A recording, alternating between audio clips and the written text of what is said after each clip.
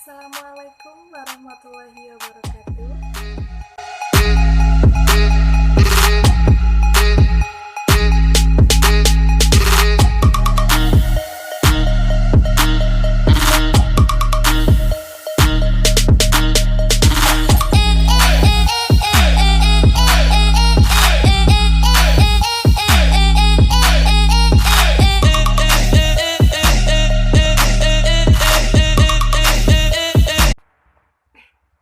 Assalamualaikum warahmatullahi wabarakatuh.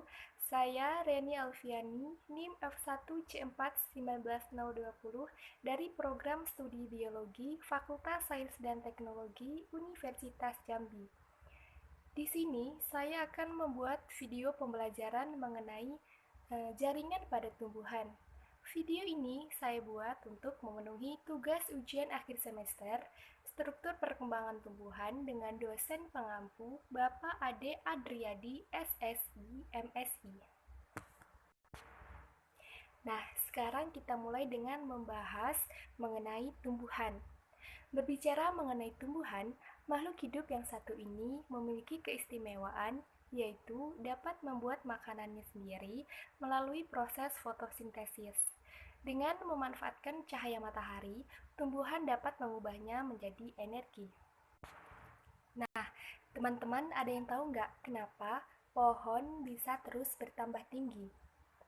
Pohon bisa terus bertambah tinggi karena mengalami proses pertumbuhan yang menyebabkan tinggi, volume, maupun massa tubuh makhluk hidup berubah. Nah, sel-sel yang sama nantinya akan membentuk sebuah jaringan. Apa itu jaringan? Jadi, bertambahnya sel dalam proses pertumbuhan menyebabkan sel akan membentuk struktur dan fungsi yang sama. Itulah yang disebut dengan jaringan. Nah, di video kali ini saya akan membahas mengenai jaringan yang terdapat pada tumbuhan. Di antaranya yaitu ada jaringan meristem. Jaringan meristem adalah jaringan yang sel penyusunnya bersifat embrional, selnya muda dan belum mengalami diferensiasi dan berdinding tipis, mengandung banyak protoplasma, vakuola kecil, inti besar, dan plastisida belum matang. Nah, berdasarkan letaknya, jaringan meristem dibagi menjadi 3 nih teman-teman. Yang pertama ada meristem apikal. Disebut juga meristem ujung karena terdapat di ujung akar dan di ujung batang.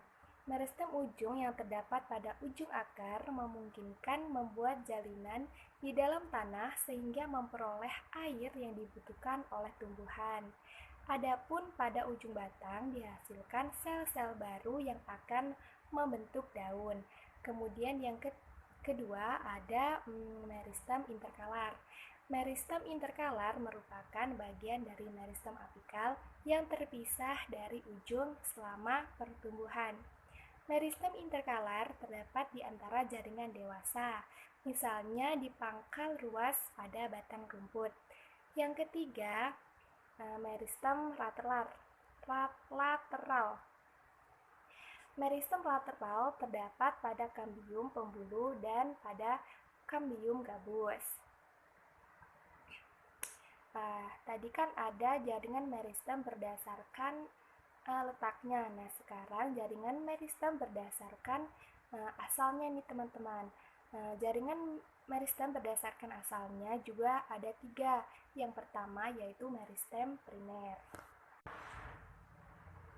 Meristem primer berkembang dari sel embrional dan terdapat di ujung akar dan di ujung batang ataupun pada titik tumbuh dan menyebabkan terjadinya jaringan primer sehingga tumbuhan menjadi bertambah tinggi.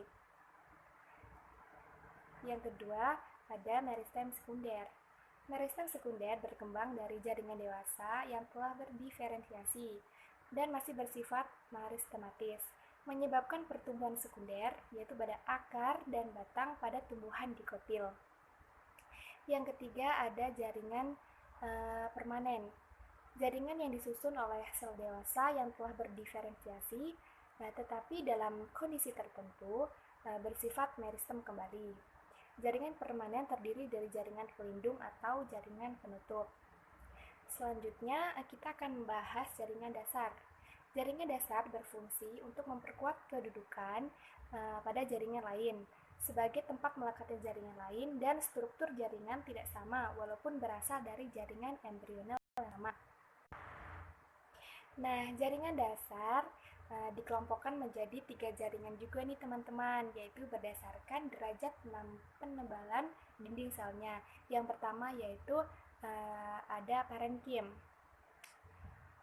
Jaringan parenkim merupakan kumpulan sel hidup yang memiliki struktur yang bervariasi, baik struktur morfologi maupun fisiologi, serta masih melakukan semua proses fisiologis yang membentuk sebuah jaringan. Yang kedua, ada kolenkim, yaitu sel hidup yang bentuknya sedikit memanjang dan pada umumnya memiliki dinding yang tak teratur penebalannya. Kolenkim hanya memiliki dinding primer, lunak, lentur, dan tak berlignin. Kolenkim berfungsi sebagai penguat jaringan yang masih muda. Yang terakhir, yang ketiga, yaitu ada sklerenkim. Sklerenkim merupakan jaringan penguat pelindung mekanik. Jaringan ini terdiri dari sel hidup atau sel mati yang bersifat elastis atau kenyal. Dinding sel merupakan dinding sekunder yang tersusun dari lignin yang tebal sehingga dapat membentuk notka sederhana yang bercabang. Nah, yang terakhir ada jaringan pembuluh, yaitu jaringan pengangkut zat makanan atau sisa metabolisme. Terdapat 2 jaringan pembuluh, yaitu xilem dan floem. Xilem merupakan jaringan yang berfungsi mengangkut air serta zat terlarut di dalamnya dari akar sampai ke daun. Xilem berfungsi menyalurkan air dan mineral dari akar ke daun. Jaringan utama penyusun xilem adalah trakea dan trakeit. Dua macam sel tersebut merupakan sel mati, tidak mengandung sitoplasma dan hanya tinggal dinding selnya. Ujung dinding sel antara sel-sel yang berdekatan menghilang sehingga membentuk tabung berlubang dari akar batang ke daun. Selanjutnya, floem. Floem merupakan jaringan yang berfungsi mengangkut zat makanan hasil fotosintesis dari daun ke seluruh tubuh tumbuhan. Floem berfungsi mengangkut hasil fotosintesis dari daun ke bagian tubuh lainnya.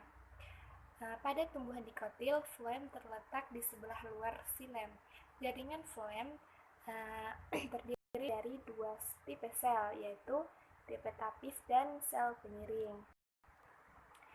Demikian yang bisa saya jelaskan mengenai jaringan pada tumbuhan. Semoga bisa bermanfaat bagi teman-teman semua. Saya akhiri, wassalamualaikum warahmatullahi wabarakatuh. Terima kasih.